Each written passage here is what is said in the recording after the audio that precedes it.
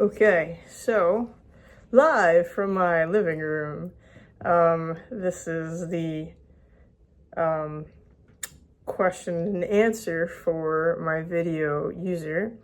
And before we get started, I just want to give a big thank you to Chris Kennedy, who helped me put this together with the editing process and making that all happen.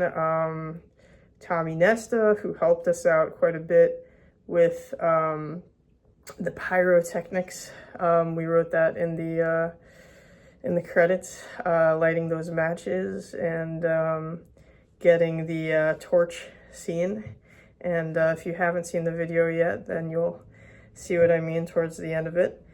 Yeah, there's a lot of artists that we kind of gave nods to in the video, and my friend Josh Whitman,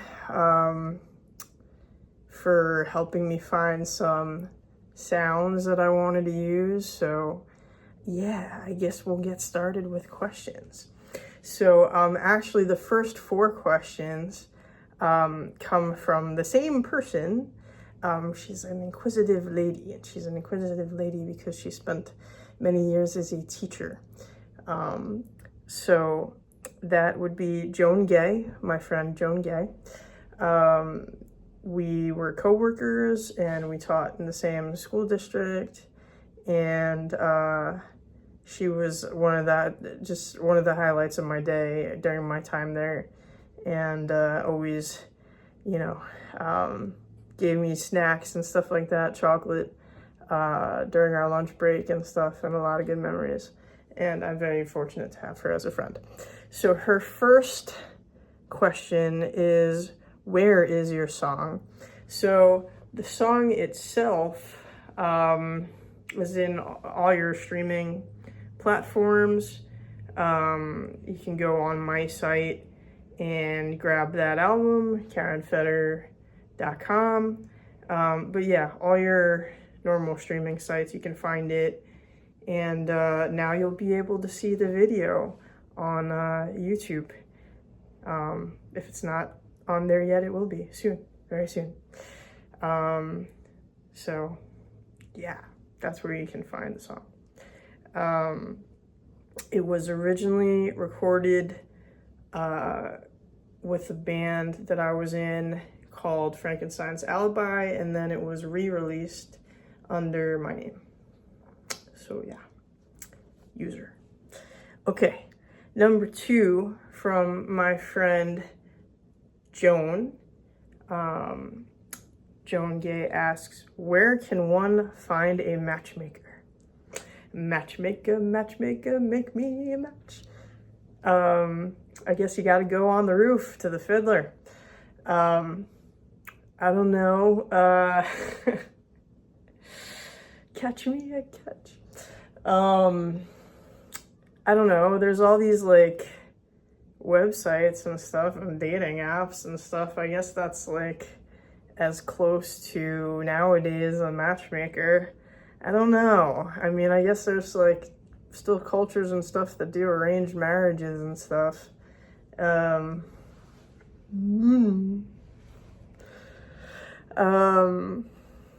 Now I gotta go up on the roof and go dee-dee-dee. There you go. All right, number 3 from my friend Joan Gay, teacher extraordinaire. She writes, the term user seems very transactional. Someone or something using someone or something also gives off a negative connotation. Yes, it certainly does. It certainly does. I agree. So what did she say? The term user seems very transactional. That's her first statement. So yes, whether it's, there's different things that people can be used for, right? If you're with somebody for money, or you're with somebody for popularity, sex, they got a nice car to drive you around in, you know, whatever it is. Maybe they're feeding you, maybe they're putting a roof over your head, whatever it is. And, you know, you don't want to be in a relationship and have it be a transactional thing. You know, you want love behind it. So it does seem very transactional. I agree. Someone or something using someone or something. Yeah. This song, you know, it's not about a thing really. It's two people or relationships in general. And, you know, this is kind of, in the chorus, it says, lovers come and lovers go, you're all the same to me, don't you know? So it is meant in a relationship way. In this song, kind of explicitly like a sexual way. But there's definitely, you know, other situations that people can relate to the song. There's definitely, you know, bad ways of treating people, and you shouldn't do that. And unfortunately, people do, you know. So if you're in that sort of relationship, get out now. Okay. And she said gives off a negative connotation. Yeah, absolutely. Absolutely. You know, everyone deserves love, you know, and you don't deserve to be lied to. You don't deserve to be cheated on. You don't deserve to be used. You know, you deserve to be appreciated for who you are and not what you can give to someone, whether it's monetary or physical or whatever. Question number 4 from Joan Gay. What made you choose this as your title? The term user, you know, you could go with Rad Bastard, but maybe that'll be my next song. I don't know. No, it's just, it was the word to describe what was trying to be conveyed here. And watch the video to the end, because it has I would say a happy ending, you know. The guy gets what he deserves. Just put it to you that way. Yeah. So, okay. Our next question number 5, comes from my dear friend James Applegate. Great musician in his own right. Great drummer. We do a lot of work together. We've done stuff for a marching band. We worked together, and now we're doing private lesson stuff together. We hope to do some drum clinic stuff together. He's a good buddy of mine. So James says, howdy. He probably says it similar to that. When do you know the writing is done on a track like this?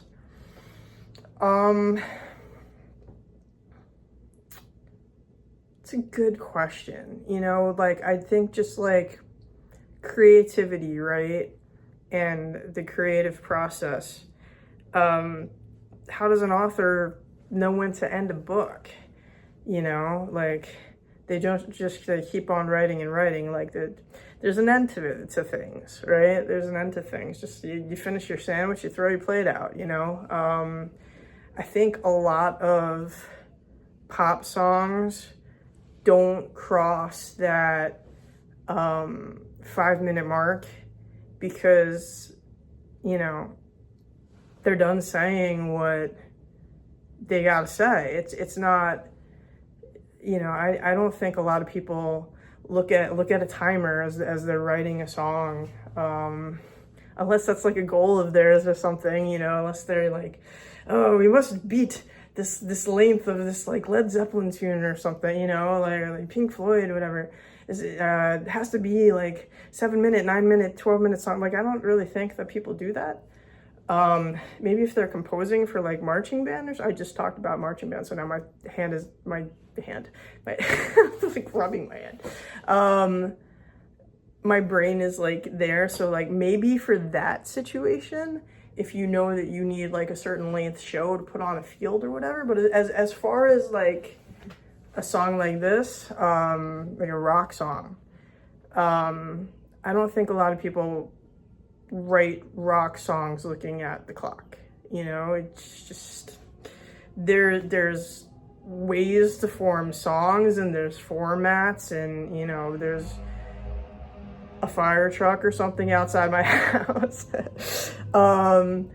There's verses and there's choruses and there's bridges, and that's kind of maybe a solo. You know, I got the da-dun, dun, da-dun, you know, the kick-ass guitar solo in User. But I mean, you say what you gotta say, you know, like it's like a conversation. It's like a musical conversation, or you telling a story with music. And you know, just like a book doesn't go on forever, and a phone conversation doesn't go on forever, and you know, hopefully this interview doesn't feel like it's going on forever. There's a beginning of stuff and an end to stuff. You know, I that's my best answer for the question. I don't know how to get more technical about it. I hope that answers. Okay. The next question number 6, comes from my good buddy, Dr. Sean Deneen. He is a brilliant mind. He's taught at a number of local colleges here in Central Jersey. Yes, we do exist. It's not just the South and the North. There is a Central Jersey. Yeah, baby. Okay, so Dr. Sean Deneen, which, by the way, I want to shout him out. He has a YouTube channel that you guys should all check out. I love promoting my friends and the content that they make. I think it's very important to be creative and share thoughts, and he certainly does that. So his YouTube channel is called Things You Don't Know 4728.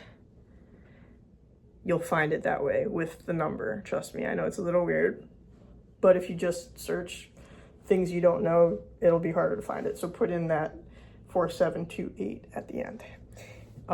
Pretty interesting stuff, and history stuff, and you know, things that you don't find out in like history textbooks or Time magazine. You know, it's like neat stuff and stuff that'll make you laugh. It's pretty cool. All right, so Sean says, what is the meaning of the song? I think I kind of touched on that. I'll try to dig a little more. So you know, whether in this case it was a boyfriend, but guys listening to the tune and digging it, you can, you know, that's one great thing about songs, right, is that it could apply to different situations, and, you know, hopefully people make it personal to them and relate to them, you know, a circumstance. Hopefully you're not going through it now, but, you know, hopefully it's in your past and not now. If it's now, then, you know, or maybe it'll be in your future and the song will click in your head, I don't know, but it's really, you know, a boyfriend using a girlfriend, and you're all the same to me, don't you know? It's like you're nothing to the person. You know, in the verses, it goes through different things. Had you in the palm of my hand. So it's just a manipulative person that just gets what they want out of somebody and moves on, doesn't think too much about it. You know, they got what they wanted, basically. So they're a user. The next question comes from my buddy Josh, who I had to give a shout out to in the credits. You'll see his name, Josh Whitman. Talented guitar player. Go back with him all the way to like high school. The only metal band that I was like ever in to this date right now. We'll see what happens after 2025, but and he gave me the reason why I gave him a shout out on the credits is there were some sounds on the blooper reel that would not be there had it not have been for Josh's suggestion. So thank you, Josh. He was the man to go to. I know he was like into like horror movies and stuff like that, so he was the man to ask. So his question is, what inspired you to make this video? You know, I was talking, so when we were first kicking this around, I was talking to Chris about possibly like claymation. We were thinking claymation, and we were looking into different animators and stuff and reaching out to people who do that sort of thing, but then it was pricey, and I went through, I'll share this with you, I went through a thing where I had to contact my credit card company because somebody said they were going to do something and they didn't, and they ran. So thankfully I got my money back, but it was a process. And you know, the website that I was using to contact them did not have my back, and so I had to like go over them to my credit card company. Yeah, unfortunately they were users and they tried to BS me and say that they were working on it, and they weren't. So thankfully I got my money back. And I said to Chris, I was like, you know what, we're gonna try this ourselves, because either people want a lot of money to do it, or they want a long period of time, and I don't want either. So me and Chris and a little bit Tom at the end, we took a crack at it ourselves, and I'm really happy that we did. It was fun making it. It was a new art form for all of us, and you know, we didn't go with claymation.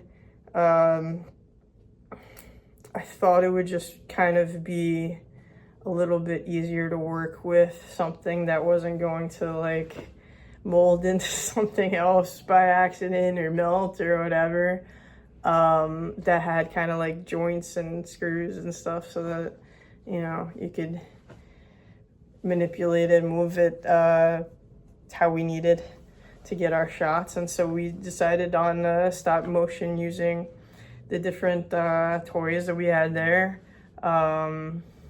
wrestling figures and the like, and the Barbie car, and you know, I'm not gonna give away everything. You'll have to watch it if you haven't yet, but yeah.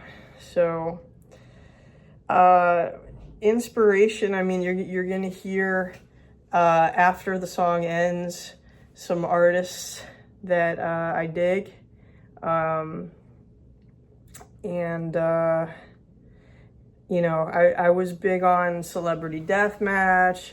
Me and Chris are both into like cartoons, like old school cartoons, Looney Tunes and stuff like that. We thanked them in the credits. Family Guy. There's a little bit of a throwback at the very, very end. I don't want to give too much away if you haven't seen it yet. But there's a reason why Michael Jackson is thanked in the credits. And hopefully you'll make the connection when you see the scene. What else? Jeez. Yeah, just Family Guy and a lot of stuff. You know, we love cartoons. We're big kids. So, but definitely, even though we didn't go with clay, Celebrity Deathmatch for like the stop motion, you can't think stop motion without Nightmare Before Christmas, you know, Gumby. Even when I mentioned Gumby to Tom, I remember he was like laughing. He was like, wow, I haven't like thought of that show in a long time. But yeah, you know, like we we thankfully, very thankfully, grew up with that sort of stuff. So definitely influenced us when we made this. Last question comes from Kat. Yeah, my classmate and now my friend, Catherine Stanley. She's a great teacher, great special ed teacher, lives in South Jersey. So what's up, Catherine? Thank you for your question. Her question is, what was the most challenging part of the stop motion process and what was your favorite part? Reptar.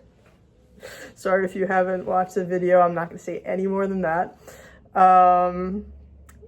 That was a highlight when we were shooting it, even though well, it was more funny than frustrating. All right, I'm going to get off that topic. You'll see when you see, if you haven't seen. Do you see? Yeah, see here. You know, it was just so creative. Like, I loved digging into a new art form, and I was kind of like, is this gonna suck? I don't know what I'm doing. But like, we did do our research, to be fair. Not as long as, you know, someone who majored in this, obviously. We didn't spend 4 years, you know, getting like an animation degree or anything, but we did read some articles, we read up some and watched some instructional videos and stuff like that. Found out what sort of technology to use. Yeah, I think that was probably challenging too. Is just, we had to get the materials, we had to figure out this works, this doesn't work. A lot of editing went into this, and time to do so. So, you know, if you think it looks great because a lot of time went into it. So, hopefully you enjoy what you see. Yeah, and I don't know if to call it a favorite part or a worrisome part. I gotta bring up the torches again. That was a little scary because it was filmed indoors, and so you don't want to light your house on fire, you know. So, reptar. Yeah, you're probably thinking I'm crazy unless you seen the video. I love my reptar. Yeah. Okay. Another challenging part is just second guessing yourself a lot. It's like, is this good? Does it look better this way? You know, like I said, this was my first time really doing like stop motion stuff, like ever. Like I was telling friends about it, and you know, I had friends being like, oh yeah, I used to do that years ago with my Legos or whatever. Like, I never did like anything like this before. So luck. If you like it, yay, I'm lucky. No, we did do research on this, and you know, I was worrying, like, okay, did I do enough, you know, of the, okay, shoot, so it looks like burp, you know. That was a challenge, but I'm very happy with how it came together, and hopefully you enjoy the video. So go watch it, and if you have watched it, go watch it again. And if it's not out yet, I'm sorry, it will be. All right, user, enjoy.